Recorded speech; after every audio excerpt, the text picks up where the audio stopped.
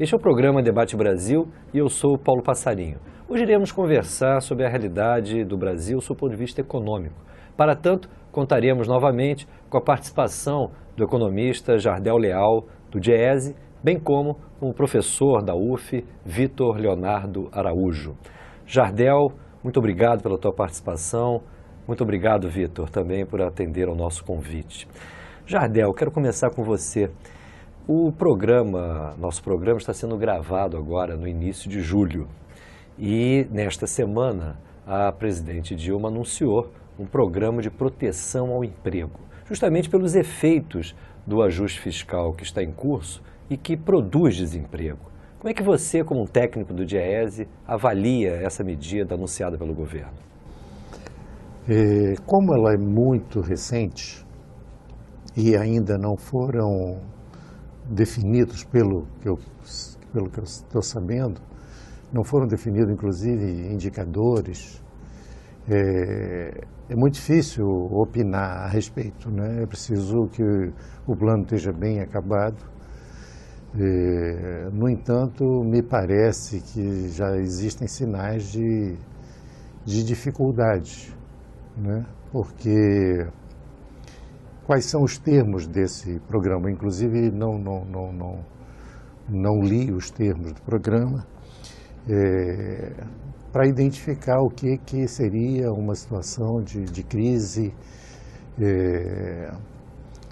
para que as empresas pudessem se utilizar desse mecanismo. Então, tem muita nebulosidade ainda, pelo menos daquilo que eu conheço, né? Mas há uma Acho que realidade, precisaria... As empresas têm, na verdade, ou demitido ou aplicado aquele mecanismo da suspensão temporária dos contratos. Você acha que esse movimento do governo, que precisa ainda ser melhor definido, inclusive os setores que serão atendidos, poderia oferecer uma alternativa dentro de um quadro que é negativo para os trabalhadores? O negócio é saber o quão negativo é esse quadro e que dimensão é essa negatividade. Porque pesquisas foram feitas e que existe no seio da população uma ideia de que o desemprego virá como um tsunami, né? Que a inflação pode chegar a como era antes do real. Entendeu? Então, assim, quais são os parâmetros para se estabelecer se isso é uma coisa permanente, isso é uma coisa que vai se abater como se abateu por um longo período na Espanha, que ficou e até hoje tem taxas de desemprego de 25%, que pegando especialmente os jovens, né? Eu não sei se nós temos hoje uma capacidade de análise da conjuntura do ponto de vista de o que é isso que está acontecendo no Brasil. Uma vez que me parece que tem uma relação muito forte e íntima de uma perspectiva política que está em curso, uma tentativa de fragilização do governo, de golpe, todas essas questões estão colocadas, né? E muito dos indicadores econômicos, de certa forma, reflete uma capacidade de veto, um poder de veto exercido pelos que detêm força e têm capacidade de tocar os negócios, né? Há quanto tempo olhar para os investimentos, o que vem acontecendo com os investimentos, né? O indicador mais complicado da economia brasileira nesses últimos tempos, me parece, que são os investimentos. Uma taxa de investimento aquém do necessário, né? O Brasil cresceu de forma significativa, puxado pelo consumo das famílias. O investimento respondeu parcialmente a isso, né? Mas não deu continuidade. Só que nós temos hoje um período muito complicado que eu acho que nós precisamos pensar de projeto para frente do país, para saber como é que as decisões são tomadas, porque apesar de estarmos num governo identificado, né, não convencendo a todos, como mais à esquerda, mais popular e tal, é um sistema social que tem como principal indicador e principal fator de dinamismo da economia os investimentos. Só que aqueles que têm capacidade de investir estão de que lado nesse jogo? Né? Vão referendar? Referendaram a queda da taxa de juros quando nós tivemos um processo de queda de taxa de juros, quando o governo estabeleceu políticas de redução de custos, né, pelo lado da redução dos custos salariais para alguns setores da atividade, responderam a isso. Né? Então, assim, tem uma dificuldade que eu acho que o quadro é muito mais complicado do que aquela história assim, se você bota lá um pessoal que conhece bastante a macroeconomia e que faz a boa macroeconomia e não erra muito, não sei o que lá, tem um jogo político por trás. Você, melhor entendendo, você acredita que esse ambiente político de disputa que está em curso na sociedade contamina, inclusive, as previsões econômicas? De alguma maneira, há um certo exagero, no seu ponto de vista, com algumas expectativas e estimativas a respeito do comportamento da economia brasileira para esse próximo período? Correndo um grande risco de errar, eu acho que é isso. E talvez nós tenhamos que nos apoiar mais na economia política, né? Ou seja, repolitizar a economia, que virou uma coisa muito técnica, né? Cientificismo econômico, uma certa neutralidade, em que as pessoas têm interesse, né? E em situações de crise, mais duradouras ou menos duradouras, as expectativas ficam muito turvas, né? Então, assim, como dizia lá um dos nossos célebres economistas do século passado, que a longo prazo estaríamos mortos. Todos estaremos mortos, né? O que é esse longo prazo? Os prazos se encurtam muito em situação de crise. Né? Uma das questões, por exemplo, ninguém é capaz de dizer se agora no segundo semestre, se a gente chega ao fundo do poço ou se a situação se aprofunda.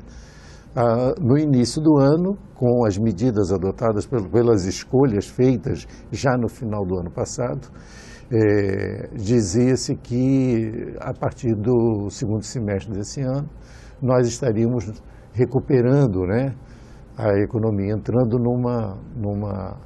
numa situação de retomada, né? Mas não se sabe. O que vai acontecer o mês que vem, não se sabe. Né? Então, nós temos um problema da institucionalidade, está complicadíssima. Né? E você tem um ambiente que ele é propiciado também pelas informações que chegam à maioria da população. Né?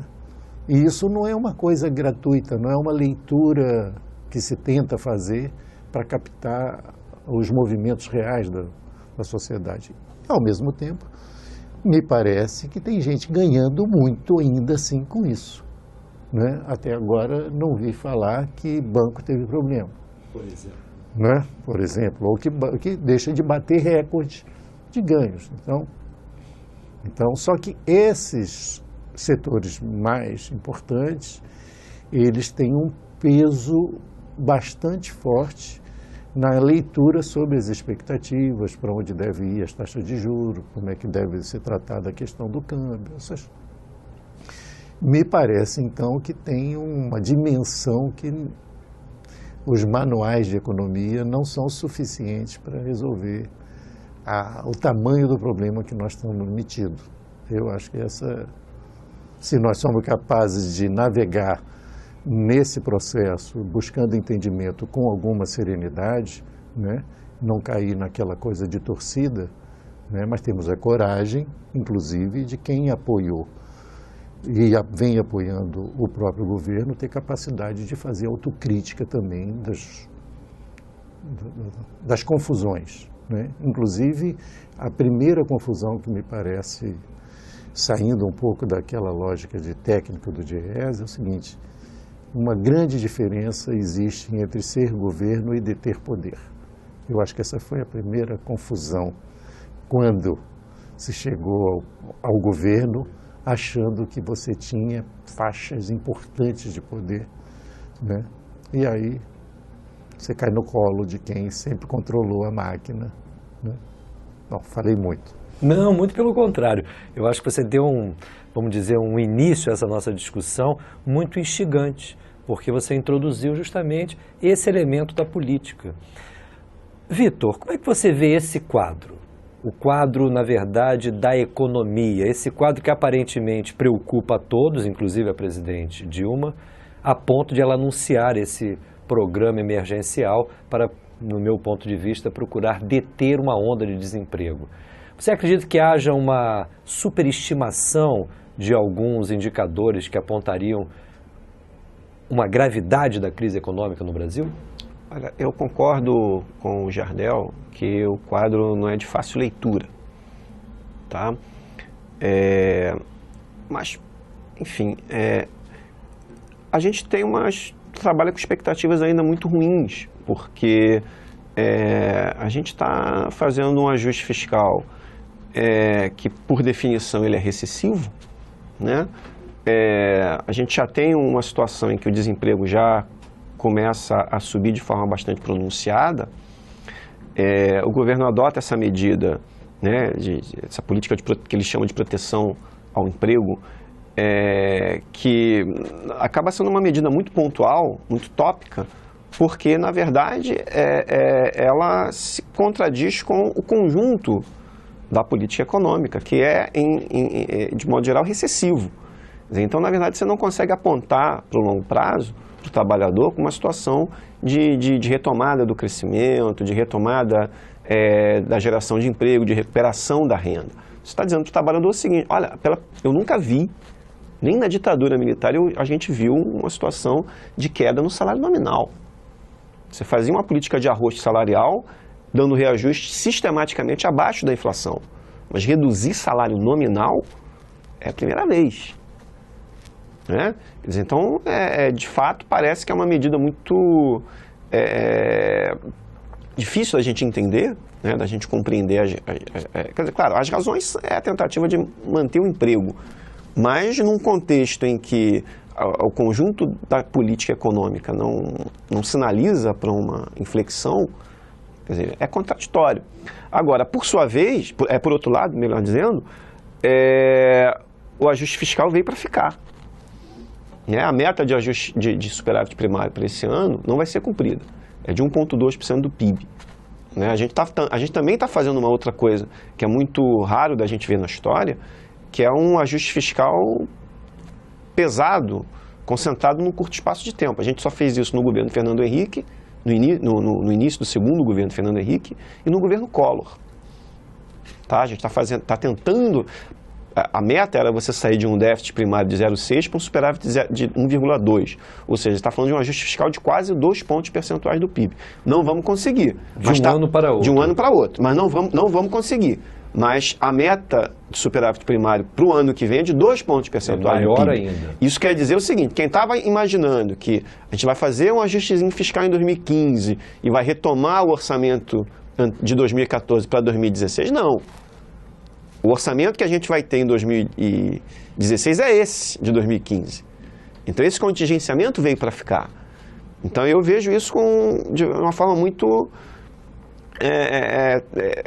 turvo, como disse o Jardel, mas eu não consigo vislumbrar ainda uma saída, a não ser que a gente mude o modelo econômico. Por dentro desse modelo econômico, nos marcos desse modelo econômico, tal como ele está estabelecido, tal como as políticas vêm sendo formuladas, eu não consigo ver uma saída. Eu estou falando estritamente do ponto de vista da economia. Não vou entrar aqui no mérito da política, que aí a gente vai meter um complicador ainda maior aqui. A gente tem que tentar fazer esse exercício. Quer dizer, a gente tem um quadro político também muito, muito complicado. Eu acho que isso também acaba tornando o quadro para o investidor, eu me refiro aqui não ao investidor de mercado financeiro, mas eu me refiro aqui ao investimento entendido como a gente na economia chama de formação bruta de capital, que é o investimento em capacidade produtiva.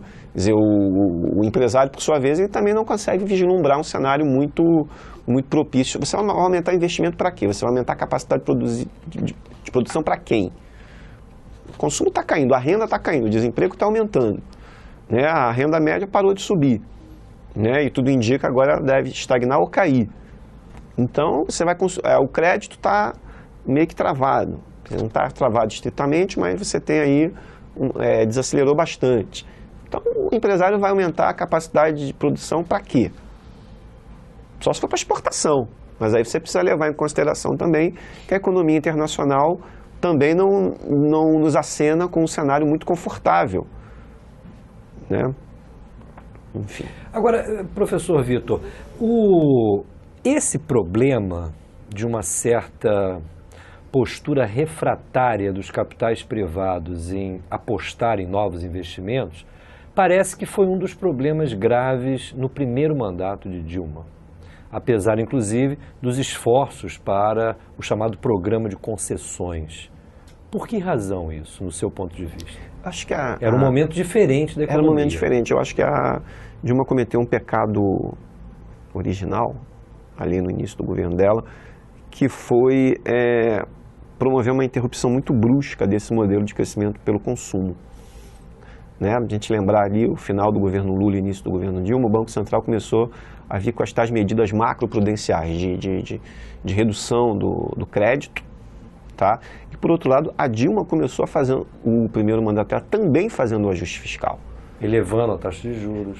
Exatamente, a taxa de juros estava em elevação e ela fez um ajuste fiscal nos 6 primeiros meses do seu governo de 1 ponto percentual. Então aquilo provocou uma quebra, aquilo desacelerou a economia.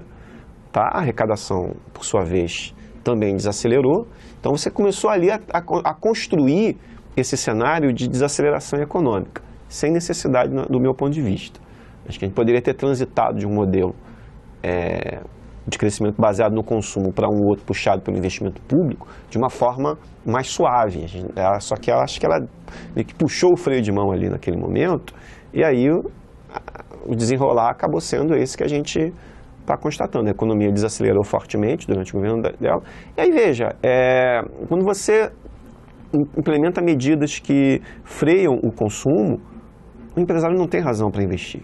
O empresário só tem razão para aumentar a capacidade de produção, ou ele só vai tomar as decisões de expandir a produção, se ele vislumbrar um mercado pujante diante de si. Sem esse cenário, o empresário vai, de fato, frear os investimentos. Ele vai rever seus planos de investimento, de produção. Nós temos uma situação bastante grave, vamos continuar conversando aqui, mas temos o nosso intervalo regulamentar. Eu antes apenas de termos a nossa interrupção, eu quero lembrar que o nosso programa e as diversas edições do Debate Brasil encontram-se disponíveis no YouTube. Lá você poderá, telespectador, acompanhar também, não somente essa atual edição do Debate Brasil, mas o conjunto de programas que temos feito nesses últimos tempos. Vamos agora ao nosso intervalo, dentro de instantes estaremos de volta.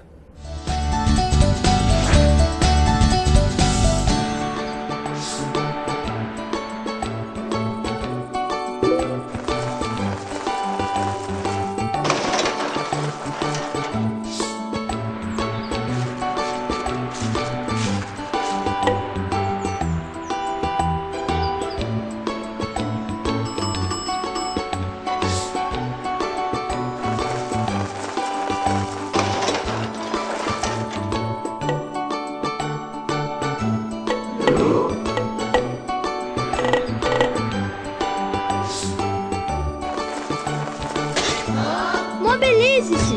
Não deixe que levem o nosso petróleo! O petróleo tem que ser nosso! Estamos de volta com o nosso programa Debate Brasil, hoje conversando com os economistas Jardel Leal e Vitor Leonardo Araújo. Jardel, você já esteve conosco aqui esse ano, justamente, me parece, no início de 2015, e apontando e fazendo uma análise sobre características do nosso mercado de trabalho. Como que você avalia esses primeiros 6 meses do ano? Em que medida o mercado de trabalho reagiu negativamente às medidas que foram tomadas desde o final de 2014? Bom, agora eu vou citar o Vitor, né? Como o Vitor falou, desde a eleição e a definição de que o caminho da economia seria pelo ajuste fiscal, você teve uma mudança nas expectativas, né, do que viria pela frente. Redução de gastos, especialmente dos gastos governamentais, e de uma parte importante dos investimentos que são realizados, são os investimentos públicos. De certa forma, havia se esgotado aquele modelo de crescimento pelo consumo, né, sem medidas adequadas, que, não vou dizer, eu tenho uma dificuldade de olhar para essa relação que a gente trata na economia, assim, a demanda cresce de forma contínua e que isso aconteceu. À medida em que isso ocorra, os investimentos reagem para capturar aquela renda que cresce, né? Mas o que nós vimos? Se nós olharmos, eu acho que assim, uma coisa interessante é olhar para trás, olhar a economia, para como é que os indicadores se comportaram até 2014. Quando nós olhamos para o mercado de trabalho, a impressão que dá é que até 2014 nós estávamos muito bem. Olhar pelo lado dos índices de desemprego. Olhar para a incorporação de trabalhadores pelo mercado formal, que obviamente crescia a taxas menores, mas crescia, né? As negociações coletivas, se nós pegarmos esses componentes, nós vamos ver que, olhando para trás, nós tínhamos tudo, né, para ter uma continuidade. A impressão que eu tenho é que daqui para frente nós vamos ter que mudar muita coisa. E quando eu chamo a questão da política para a gente tentar fazer com que isso se incorpore nas análises que os economistas fazem, ou que fazemos, né? Tem um probleminha na nossa sociedade que é a ideia do aprimoramento da democracia. Você tem um pleito na sociedade por participação, né? Não é uma coisa generalizada, mas tem um pleito por participação. Há uma certa abertura por participação em espaços de tomada de decisão e, às vezes, por medidas que são tentadas de ser tratadas pelo próprio governo, né? A coisa de aumentar a participação popular, de espaços para a participação dos grupos organizados e tal. Eu acho que esse é um problema sério, que a partir do final do ano passado, com o anúncio de redução de gastos, os gastos públicos são gastos importantes para ajudar a dinâmica econômica, nós tivemos já a clareza disso que o Vitor levantou, o seguinte, que esse ano seria um ano muito complicado. E as empresas seguram. Isso influenciou a tomada de decisões? Claro. Não, mas só que a tomada de decisão já estava influenciada. Desde 2013 nós começamos a ter um problema, a possibilidade de mudança do governo. As pessoas investem. O investidor, ele investe quando o quadro é muito favorável e você tem uma expectativa de ganho olhando para um cenário de futuro, ok? De rentabilidade do capital olhando para frente. Só o seguinte, a nossa demanda animou absurdamente a pegar os indicadores de importações. Nós começamos a ter uma competição não fora, né, que era complicada para as empresas que atuam no Brasil, mas no mercado interno. Muito da renda que cresceu no Brasil, nosso poder de compra foi transferido para fora do país. Então você não tinha... O fato do crescimento da demanda interna, da renda, né, que dinamizaria os investimentos internamente, você tem que ter algum grau de proteção, né? Agora, o tripé não foi desmontado. Então você tem uma série de coisas que são intocáveis na sociedade brasileira. Como eu sou muito antigo, né? Eu fico pensando o seguinte, até hoje, talvez eu tenha dito em outros programas, até hoje a gente não fez uma reforma tributária séria, porra. Entendeu? As reformas de base que estavam ali na possibilidade do final do plano de metas e que também num outro momento assim de golpe se colocou como uma das possibilidades, né? Nós não conseguimos realizar.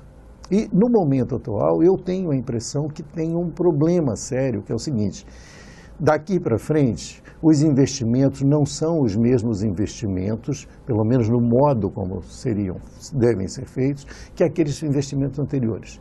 Você tem que investir em tecnologia, em inovação, se quiser ser competitivo. Porque é o seguinte, ninguém sabe quando é que a Europa vai recuperar. Ninguém sabe se os Estados Unidos estão efetivamente em recuperação ou não.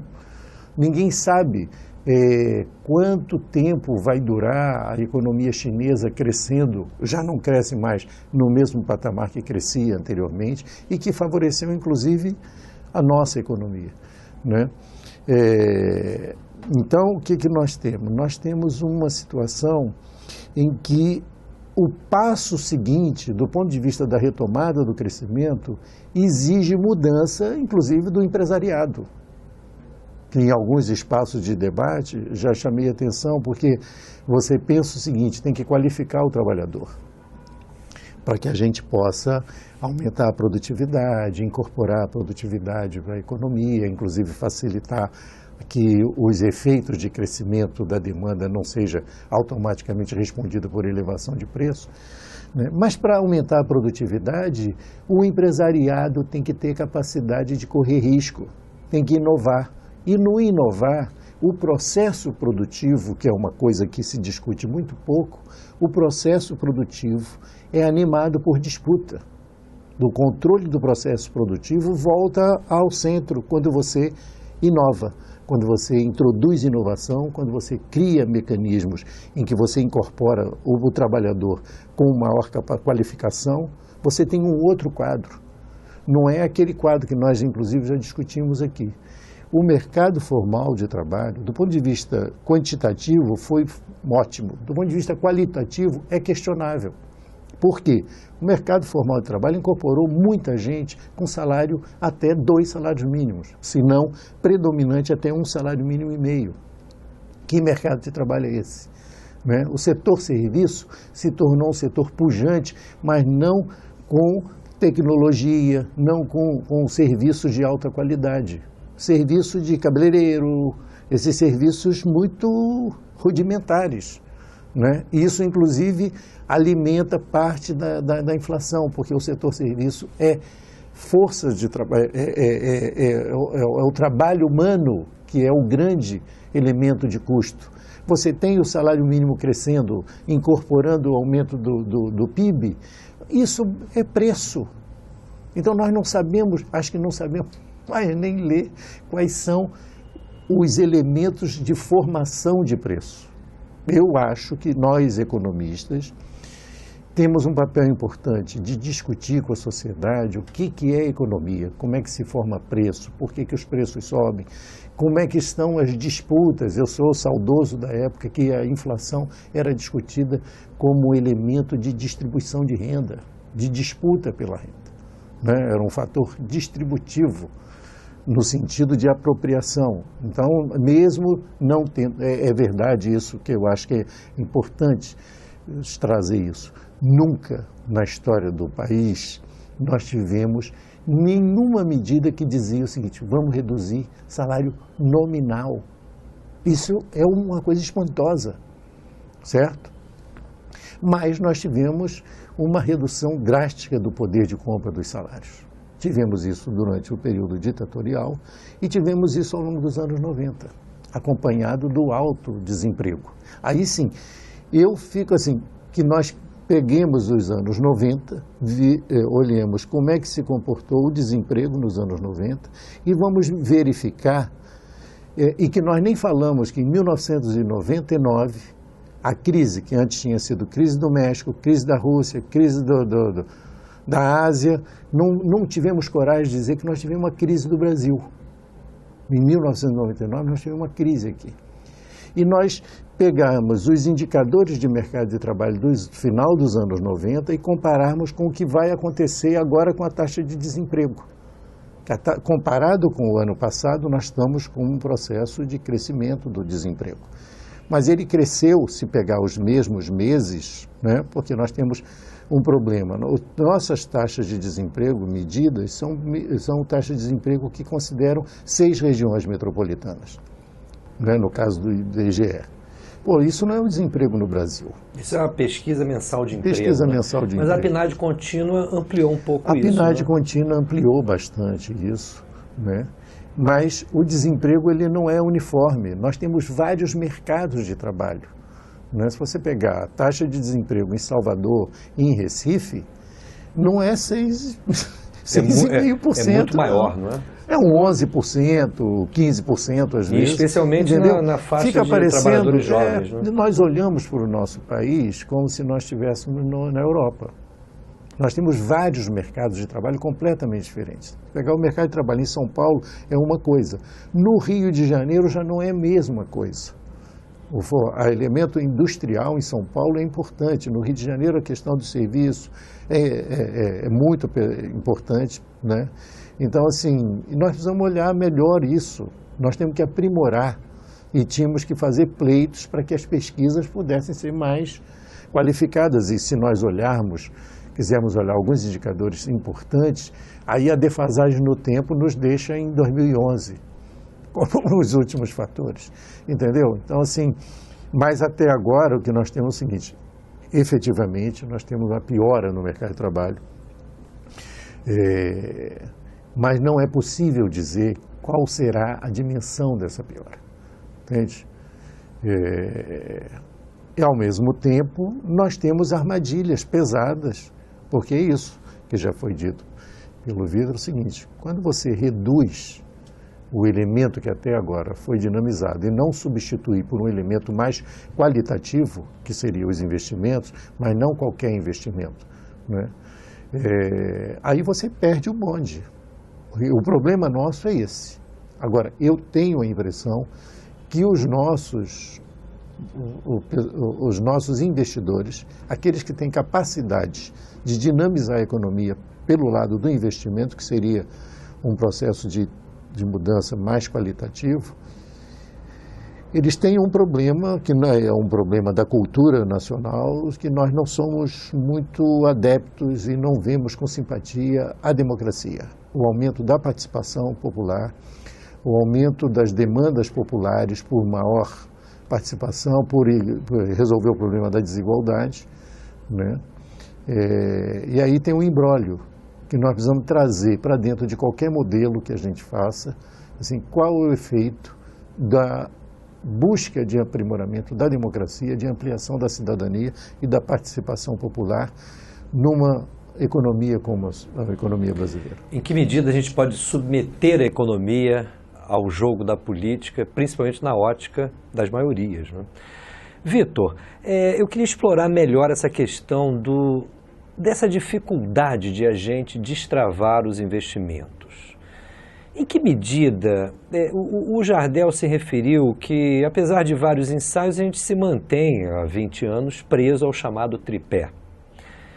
Uma concepção muito rígida, na verdade, de administração econômica, baseado, grosso modo, em altas taxas de juros, em um esforço fiscal primário para fazer frente aos encargos financeiros e uma política de câmbio flutuante, coerente com a abertura financeira do país.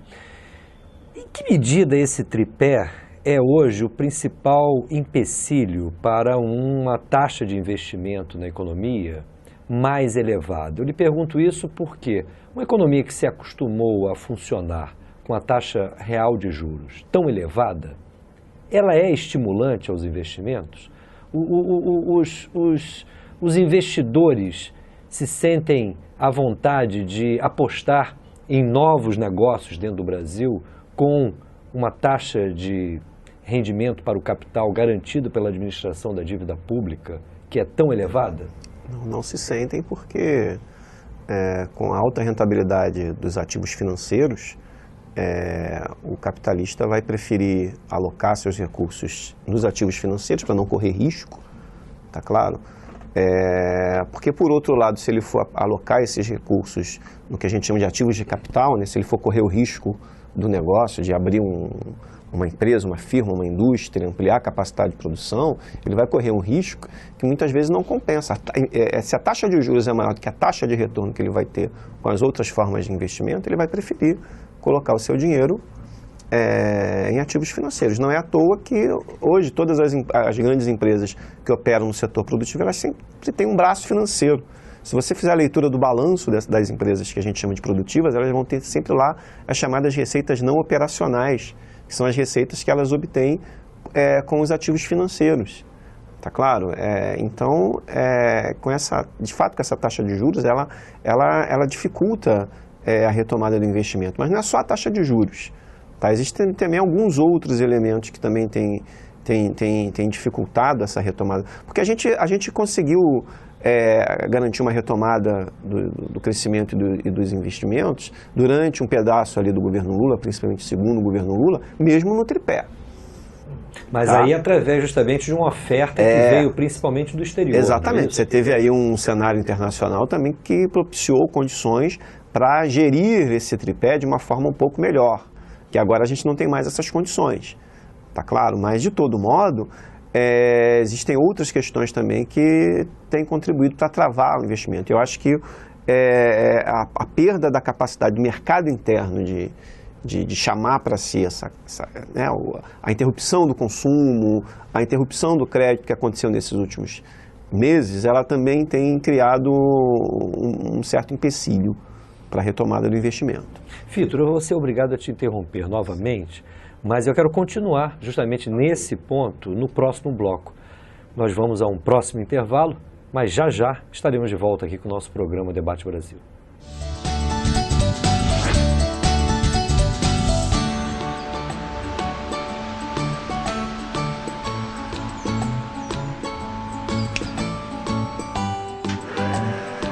As reservas do pré-sal estão estimadas em 10 trilhões de dólares.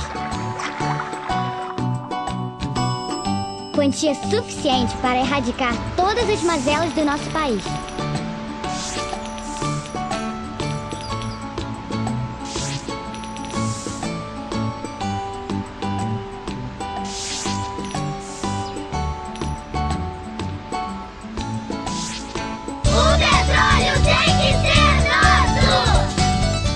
Estamos de volta com o nosso programa Debate Brasil, hoje conversando sobre a realidade econômica do país com o Jardel Leal, que é um economista do DIEESE, do Rio de Janeiro, e com o professor Vitor Leonardo Araújo, professor da Universidade Federal Fluminense. No bloco anterior, justamente questionava aqui ao Vitor Leonardo essa possibilidade de destravarmos os investimentos no país.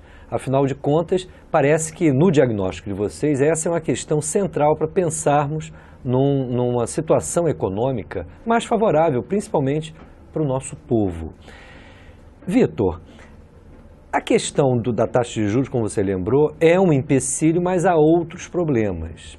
Um deles, me parece, inclusive, é essa outra maldição, podemos assim dizer, da nossa economia nos últimos 20 anos, é que nós não convivemos apenas com câmbio flutuante. O problema do câmbio é principalmente a sua valorização. De alguma maneira, nós sofremos agora um processo de desvalorização recente, mas, grosso modo, se olharmos a trajetória da economia brasileira desde os anos 90, há dois pontos muito característicos: taxas de juros muito elevadas e câmbio valorizado. E isso, evidentemente, favorece com que, justamente, a gente responda a expressões de demanda com importações, o que, evidentemente, prejudica a produção nacional. Como é que você vê essa questão? No bloco anterior, você se referiu também à questão do modelo. Por que a gente está preso a esse modelo baseado no tripé há 20 anos? Essencialmente por uma opção política dos governos que têm se sucedido, porque a rigor não existe.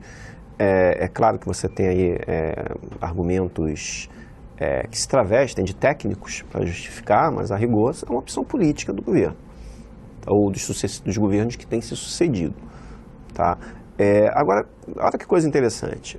No primeiro mandato, a presidenta Dilma reduziu a taxa de juros para algo em torno de 7,5% e desvalorizou o câmbio. Desvalorizou como? Claro, não foi...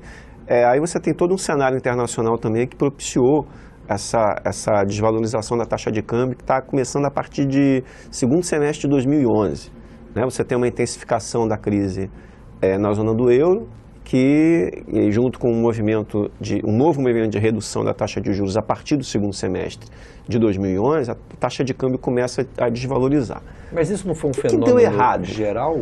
Foi um fenômeno geral. Né? O dólar foi uma política de valorização do dólar, né? Que na verdade provocou uma desvalorização de várias moedas, inclusive do real. Mas por que o investimento não respondeu? O que aconteceu? Bom, em primeiro lugar, você tem aí um cenário internacional também que, a despeito de ter possibilitado a redução da taxa de juros interna e a desvalorização da taxa de câmbio, ele tem um elemento muito... eu gostei do termo que o Jardel falou, que coloca, né, um cenário muito turvo diante da gente, porque desde então a gente está convivendo já há uns 2 anos ou 3 com essa possibilidade dos Estados Unidos aumentarem a sua taxa de juros. E aí isso provoca uma incerteza, uma volatilidade da taxa de câmbio muito grande, que prejudica o cálculo econômico. Tá? Por outro lado, se você reduz a taxa de juros, mas por outro lado, se você faz as medidas macroprudenciais que travam o crédito, né, o empresário ele percebe que aquela demanda pujante com a qual ele se deparava até 2010, acabou, aquilo foi interrompido. Tá claro? Então, para o empresário retomar, quer dizer, ele não precisa apenas da taxa de juros ser baixa. Ele precisa ter taxa de juros baixa, ele precisa também ter boas perspectivas de que o investimento que ele fará vai resultar numa expansão da produção e que vai ter mercado para essa produção.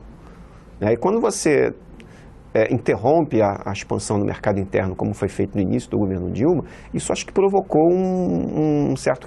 Né, o empresário uma ducha de água fria. Uma ducha de água fria. Embora o governo tenha dado algumas desonerações para reduzir o custo da produção, a rigor isso não... Se você dá uma desoneração que não resulta em redução do preço ou aumento da renda disponível do consumidor, né, na verdade, quando você só reduz o custo do empresário, isso vira lucro. Ele não vai transformar isso num novo investimento. Tá? Você precisa destravar a demanda. Em 2009 isso funcionou, porque você reduz o IPI, aí o preço do automóvel cai, o preço do eletrodoméstico cai. Então você tem ali um estímulo e você também está aumentando o crédito. Então naquele momento você teve um estímulo para que essas desonerações resultassem em expansão do consumo, expansão da produção, do investimento, da geração de emprego. Aí o que o governo Dilma fez? Ela foi mantendo essas desonerações. Ela deu algumas novas desonerações na folha de pagamentos, na folha de salários, mas isso, a rigor, não se traduziu em expansão da demanda. Tá? A tal chamada nova matriz macroeconômica, quer dizer, que acabou resultando aí por exemplo, na redução do superávit primário, que inclusive foi déficit primário no último ano do governo Dilma. Quer dizer, do ponto de vista mais geral, a crítica que eu faço é que ela foi na direção errada. Em vez de dar desoneração, tinha que ter feito aumento do gasto, tinha que ter feito mais PAC, tinha que ter feito mais Minha Casa Minha Vida, tinha que ter feito mais investimento público. Porque o gasto público, ele tem um efeito mais expansionista. Tá claro? Quando você faz a desoneração, o efeito é muito indireto. Né? Quando você só dá a desoneração, você precisa ter vários outros elementos que precisam contribuir para que essa desoneração se converta em ampliação do consumo e do investimento. Senão ela vira só aumento do lucro do empresário, que é o que aconteceu. As transferências do Tesouro para o BNDES não tinham essa preocupação também? De alguma maneira, criar condições para as empresas investir? Exatamente. Por que essa estratégia foi limitada? Olha, essa estratégia ela foi muito concentrada. Ela começou, na verdade, depois da crise financeira, tá? Especialmente em 2010, o PIB cresceu 7,6%, o investimento cresceu 21%. Então, naquele momento, eles tinham a preocupação de faltar recursos, faltar uma oferta de recursos para financiamento de longo prazo, né? E na economia brasileira, o supridor do financiamento de longo prazo, o maior supridor desse recurso é o BNDES. Então, naquele momento, estavam trabalhando com boas expectativas de ampliação do investimento e o temor que se tinha era que o investimento fosse travado pela falta de recursos.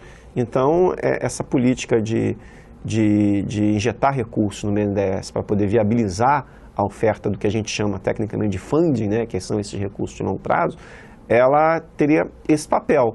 Só que para isso a economia precisa estar crescendo. O problema não é de oferta, é de demanda.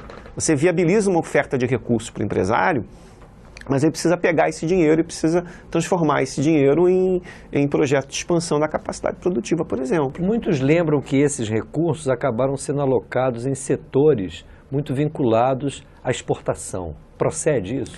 Sim, procede. Agora, veja, são coisas que você precisa fazer, porque, de fato, quando você retrai o mercado interno, você busca no mercado externo uma alternativa, né? Mas quando a economia internacional também patina, então essa estratégia ela está esbarrando numa insuficiência de demanda interna e também numa insuficiência de demanda externa, em razão do cenário internacional que está aí patinando. Agora ficou, inclusive, mais grave. Né? O Lula conseguiu a saída pelas exportações no início do governo dele. A Dilma não vai conseguir tão cedo. Inclusive a China, que é o nosso principal parceiro comercial, desacelera de 10% para 7% a sua taxa de crescimento do PIB. Né? Então a gente sente já esse efeito, já desde o início do governo Dilma a gente já sente esse impacto. Né, na redução do preço das commodities, na redução da demanda, o preço do minério de ferro, a Vale também está demitindo. Né, então a gente já sente esses efeitos da economia internacional. Então é verdade, a economia internacional também explica essa desaceleração, também explica essa crise. Tá claro, mas não está restrito a ela. A Petrobras. A gente tem um elemento aqui que explica essa desaceleração, que não passa necessariamente pelo ajuste fiscal. Né, a gente culpa Levi e Nelson Barbosa, mas a gente também tem que botar na conta dos diretores da Petrobras que agora foram pegos no escândalo de corrupção e que está forçando a Petrobras a rever seus planos de investimento. Aqui no estado do Rio de Janeiro, principalmente, em que a cadeia de petróleo e gás é muito forte, né, a gente já sente os efeitos. Né, a demissão dos 2.000 metalúrgicos no estaleiro Mauá está associada a essa revisão dos planos de investimentos da Petrobras. Né? Quando a Petrobras revê Itaboraí, né, que era para ser um complexo petroquímico, vai ser apenas uma refinaria. Então você também tem um processo de frustração das expectativas. Os empresários que estavam dispostos a investir, muitos deles tiveram seus planos frustrados. Então, quando a Petrobras revê os seus investimentos, ela também contribui para esse cenário de desaceleração econômica. Não há dúvida. Agora, Jardel, e a sua visão?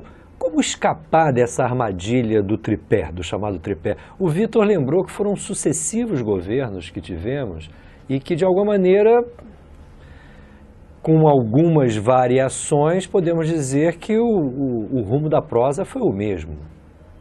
Como escapar disso? Esse, eu acho que é um grande dilema, mas eu acho que nós não temos com clareza um modelo, não temos uma estratégia de desenvolvimento, que já teve lá atrás. Alternativa? Não, tem alternativa. Agora tem que ter as condições para que você implemente uma alternativa. Nós temos um problema sério, que é o seguinte, nas questões que o Vitor falou. O Estado botar mão forte e sustentar a ideia de que tem que ampliar os investimentos do PAC. Mas nós temos que ter uma clareza qual o papel do Estado. Ninguém tem claro. Aliás, existe uma lógica muito negativa em relação ao papel do Estado na economia. Então, assim, tem coisas que precisam ser destravadas, e essas coisas, para serem destravadas, elas precisam de uma discussão maior, você precisa de um ambiente, que o que acontece? Do ponto de vista da política, os governos, todos esses governos, eles tiveram que se render à ideia da governabilidade. E aí faz acordo, que você sabe bem, até qual é o leque, né, de acordos. Tem uma coisa que eu acho assustador. Nós não estudamos o empresariado nacional. Por que será? Parece que o empresário, ele é um cara assim que ele não tem uma opinião, não tem interesse e não aposta nas coisas. Então, se tiver tudo certinho, ele vai. Nós não perguntamos quais foram as margens de lucro praticadas ao longo desse período aí de boom, né? Que dizem assim, nunca se ganhou tanto dinheiro aqui. O que se fez com esse dinheiro? Quanto existe de dinheiro hoje circulando no mercado financeiro? Não vamos pegar no mundo inteiro, não. Pegar aqui no Brasil. Porque apenas o BNDES é o grande financiador dos investimentos. É recurso público. Né? Mas, você sabe, o BNDES vem sendo bombardeado há muito tempo. Né? Então, assim, só o seguinte, o BNDES, a Petrobras, Vale do Rio Doce não, mas são alguns recursos que o governo tem ainda para estimular o investimento e até parte da Vale do Rio Doce. Então, tem algumas coisas que são nebulosas, eu não sei. Quem é esse empresariado que atua no Brasil e que apostaria num processo de retomada? E agora nós temos o seguinte, será que foi dentro da Petrobras que criou as armadilhas para as empresas se cederem? Ou se isso é um histórico das nossas empresas e que se apropriaram do Estado? Porque a disputa pelo orçamento público, ela é feroz. E ganha quem? Quem tem força. Não é? Então, assim, acho que precisamos discutir bem o que é isso. E entender quem é esse empresariado, que ele se movimenta como os manuais de economia dizem que não, assim como eles se movimentam. Na Argentina, derrubaram 3 governos num período curtíssimo, uns 2, 3 meses. Né? Então, assim, os caras têm um poder de veto imenso e não abrem mão. Então, se nós estivermos agora numa crise é o seguinte, crise todo mundo perde. Nós precisamos descobrir assim, quem de fato está perdendo com a crise atual. E parece que quem está sendo anunciado que irá perder são os grupos mais fracos. Ok? Mas nós temos soluções para isso. Precisamos construir as bases para definir o seguinte, que modelo de crescimento que nós queremos. É um modelo de crescimento, o PIB crescendo, ou nós temos que ter um modelo de crescimento que incorpore pessoas através do mercado de trabalho, não qualquer emprego, no mercado de trabalho que incorpore pessoas com trabalho decente. Crescente formalização com empregos bons salários, né? Incorporando inclusive a melhoria que nós tivemos educacional, com formação de profissionais técnicos, né? Nós temos que mudar, nós temos muita coisa para ser mudada nesse país. Então nós precisaríamos ter o que nós queremos? Nós queremos um país mais desenvolvido, com melhor distribuição de renda. Esse é o compromisso. E o Estado está disposto a desenvolver, porque em alguns países, quando falta investimento privado, quem é que atua do ponto de vista do investimento? É o Estado. E isso em qualquer país importante, não é? Os Estados Unidos. Você não faz guerra porque tem probleminha, o outro cara lá está te ameaçando. Você faz como investimento pesado. Como propulsor de negócios. Como propulsor de negócios. No Brasil, se falar no Estado, todo mundo quer fuzilar. Né? Não percebe que o Estado tem um papel importante. Agora, para isso, nós precisamos fazer uma discussão séria. E eu não sei se do lado que nós achamos que tem, de alguma forma, a possibilidade de formular um projeto para frente, né, que resolva os problemas, que não adianta eu, do meu ponto de vista, inclusive como pessoa e com os meus sentimentos, apesar de ser economista. Eu não quero viver numa sociedade que tem inflação zero, não ter desemprego e ter maioria da população passando fome. Porque um período de maior crescimento da economia brasileira foi no período mais duro da ditadura militar, da ditadura civil-militar, né? Foi de 1968 a 1973. Taxas de crescimento absurdo. Com o quê? Arroz salarial, liberdades democráticas totalmente abolidas, né? E nós não tínhamos outra possibilidade de tentar mexer com as coisas. Então, assim, nós precisamos perguntar se nós também não somos parceiros no combate ao Estado. A outra coisa que eu acho que é importante a gente pensar é o seguinte, e até por depoimento de trabalhadores, né? O empresariado brasileiro ganha com taxa de juros, o empresário produtivo ganha com taxa de juros alta, porque ele aplica parte dos seus recursos no sistema financeiro, e com câmbio. Um menino falou para mim assim, a empresa que eu trabalho, metalúrgico, desmontou lá uma área e está comprando produtos da China para vender aqui, que eles vão ganhar muito mais. Ganham por todos os lados, né? Esse é o empresariado que atua no Brasil. Jardel Leal, Vitor Leonardo, muito obrigado. Agradeço especialmente mais uma vez a você, Jardel. O Vitor, eu acho que estreia conosco aqui no Debate Brasil, e eu agradeço muito a sua contribuição, bem como você, Jardel. E eu agradeço aos nossos telespectadores. Lembro que não somente essa edição do programa Debate Brasil, mas o conjunto de programas que temos realizado encontra-se disponível no YouTube. É só você acessar o Debate Brasil que você terá a oportunidade de assistir, repito, não somente essa nossa presente edição, mas outras que temos trabalhado aqui ao longo do tempo. Eu agradeço a vocês, agradeço aos nossos telespectadores e até a próxima oportunidade.